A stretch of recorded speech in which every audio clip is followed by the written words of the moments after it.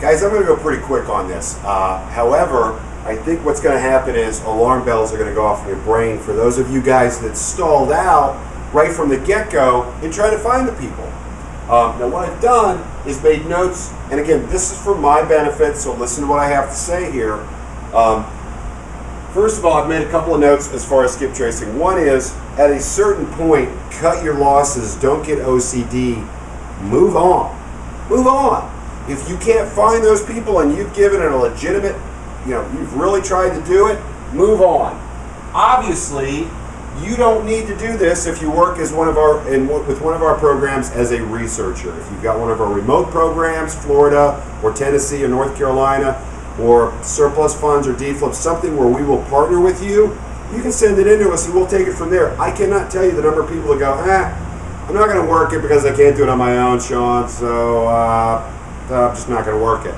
Why? We pay extremely high percentages, and check out the video on that where I compare doing it on your own versus working it as a researcher with one of our programs that will partner with you. Good Lord, send it in to us. Let us work it. Here's the notes on individual systems as far as skip tracing before I get really in depth on a few things that I think are going to make some light bulbs go off with you guys. All right? Deed flip. Guys, this is designed, unless it's one of our remote programs where we're going to do it for you remotely, it is designed for you to go check that property out in person. Okay? You need to know, you need to check that out and make sure it's something you want to buy if you're not going to work as a researcher for us. If you're going to do this on your own, for goodness sake, do a drive-by on the property. Surplus recovery, that's usually fairly straightforward. There's notification addresses that were sent out. That's opening up the case records, okay? Doing it. If you're not doing this thing from home, not doing one of our Florida, Tennessee, or North Carolina systems where we're asking you to go into the courthouse, which is what we ask you to do on deed flip as well. If you're going to work as a researcher, unless it's one of our remote programs, surplus funds, all the information you need should be in that case. Should be in that case. Notification addresses, all that should be in there. And I'm going to go a little more in depth on what to look at, guys, on all these things. Estates, let me just put this up front. If you're going after estate money, if there was no estate opened, or if the court is not determined in error, or if there's no will, you're probably best served not going after that money. All right, you need to have a court-determined heir or a will that determines the heir. Otherwise, that's a nightmare. I'm just telling you, that's a nightmare. Especially when you get into heirs, and then there were 3 heirs, but each heir had 7 kids. Oh, good Lord. You're out of control trying to find everybody that's owed the money. By the time you're done, everybody's owed a nickel. Okay, it's not worth it. All right, FJR. The original judgment to that is going to be key. Obviously, you use TLO with that or microbill, but I would recommend TLO with FJR.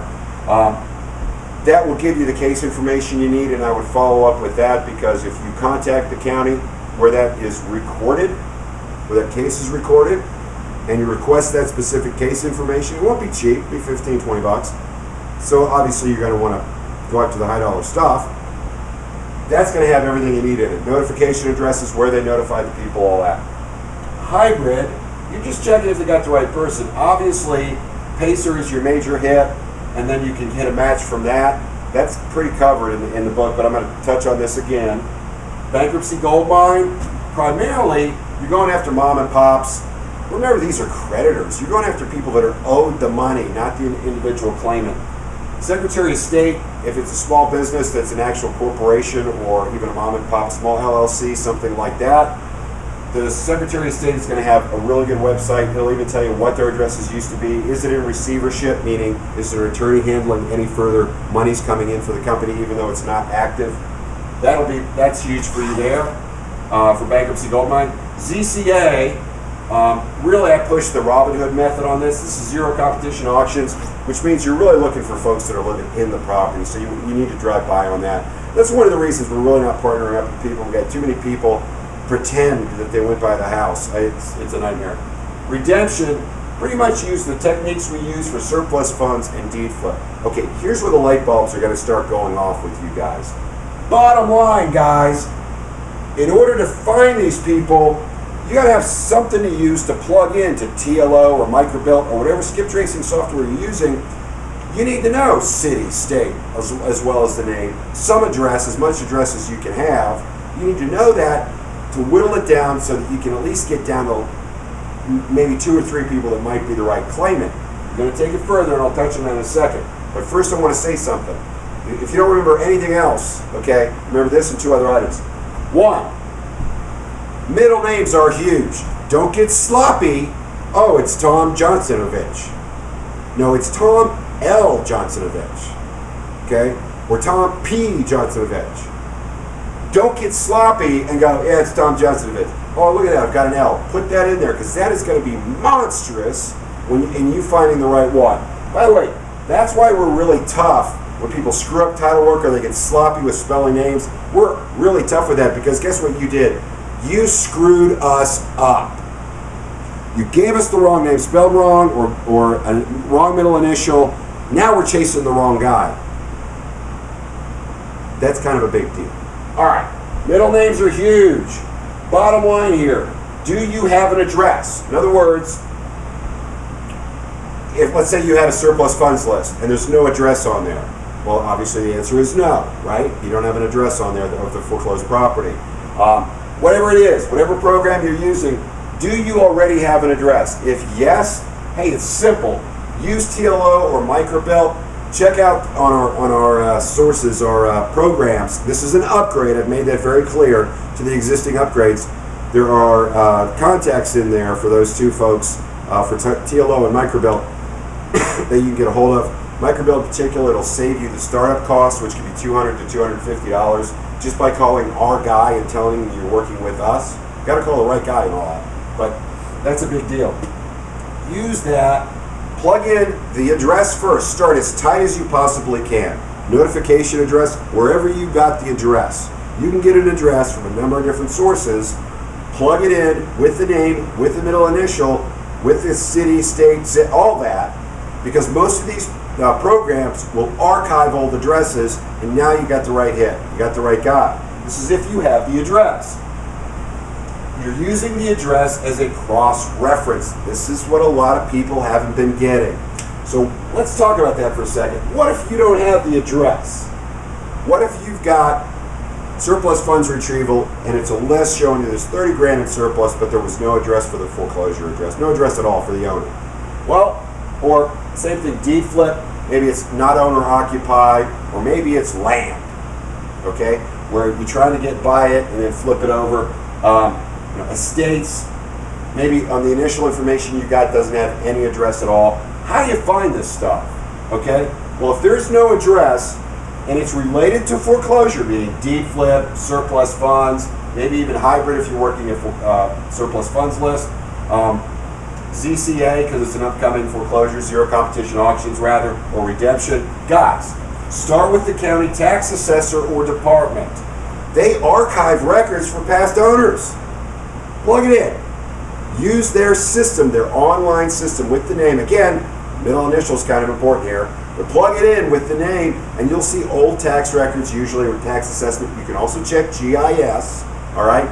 Plug all that in, see if they'll get, and what'll happen is pull up the entire tax card because it'll give you an address or legal description of the property, and then it'll give you a mailing address. That's what you want. That's your notification address or mailing address. So I would start with them. Also hit case records. In some instances, they will actually put case records online, or since you have the list and it has a case number on it, you can plug in the case number and now the records will start popping up. Another thing you can do is you can Google the case records, because a lot of times case records are online.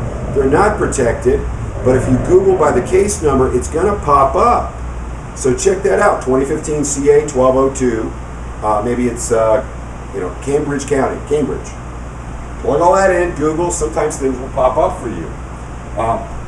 That's a big deal. Another reason they'll pop up is these courts oftentimes is foreclosure related. They have to give notification in newspapers. Usually it's the cheapest newspaper that nobody reads, but they have to give notification there, and they will reference the case number when they're given notification in a newspaper ad. Well, that's online, sitting on the newspaper because it's a copy of something they printed. it'll be online where you can check it. That's why Googling the case number can help. Land records or register of deeds for that county where it happened. That's a big deal, guys. You know, there's certain things that I feel like I shouldn't have to say, but you know what? If you got a city and not a county, plug in the city and state and say what county, and Google will tell you which one. Okay. But again, start with the county tax assessor or tax department. They will archive the records. You can also plug in GIS for that county. What will happen is graphical information systems info will come up. You can then look at that and click on things like tax cards, and everything's kind of intertwined right now. All right. If you have no address, even after all this, which you should have an address, guys. They'll have a notification address, especially in the tax department. What was their mailing address? All you're searching for is an address to plug in to TLO or Microbill so you can find John L. Kadiddleheimer. Okay? You want to know you got the right guy because you know, you'd think it was only one, but there's 4 of them. John L, John P, John R, and John S. Oh my gosh. So anyway, that's going to help you with it. No address. Actually request the case records. You have the case number. And guys, stop being wusses. The court is there to serve you. You need something from them? Call them. Now don't John Wayne it and give them a hard time, but say, look, I need to know, who do I need to talk to get a copy of case number 2015 CA 1207? Oh, that's a foreclosure case. That would be Betty over in such and such. Let me connect you. Guys, I cannot tell you the number of wusses. I know. It makes somebody mad. I'm sorry if I've offended you. Okay? The number of wusses that are afraid to call the court. Get over it. You're owning your own business. Get over it. Get off the couch and call them. Estate or probate. Again, known heir. Now the big thing that's going to help you with estate and probate information, first of all, make sure they know who the money's due to, okay? If they don't, if there's no will, or if there is no, if there's no will, or if there's no court-determined heir, move along. If, however, there is a court-determined heir or a will, you can request the actual docs. The death certificate's going to be huge, not only because it's going to tell you where the guy died, where he lived, everything, but it's also going to have the informant on it. The informant is the person that said, yeah, that's John Smith. Yeah, I know that guy. That informant is a close personal friend to the deceased and or the family, and usually is the one that's taking the lead and taking care of the whole estate. That informant, look that up on the death certificate. It's always on there. Informant is a big deal. Great thing to cross-reference by. Obviously, if you got the will, the death certificate, you got the address where they lived at when they died, you got the address where they died at. You got it all on there. Also, plug in obituaries.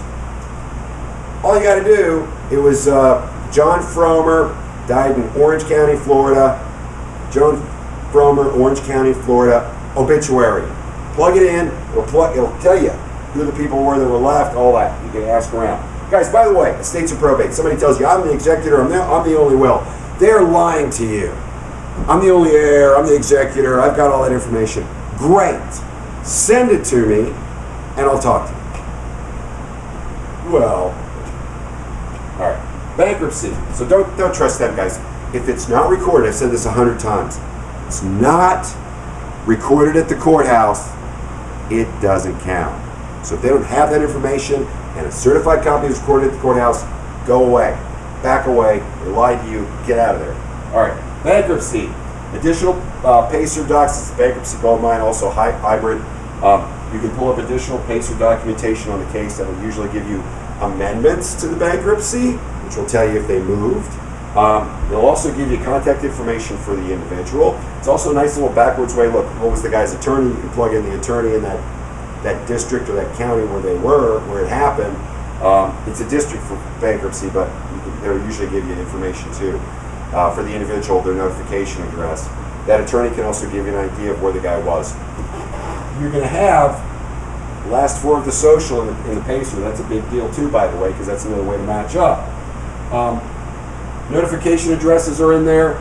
FJR or judgment recovery. Usually in TL, you've already found the case number. It's in there. It'll reference it in the county. Guys, just get the extra documentation. Get a hold of the county, get it. They'll give you notification addresses. Now you have a cross-reference that you can do.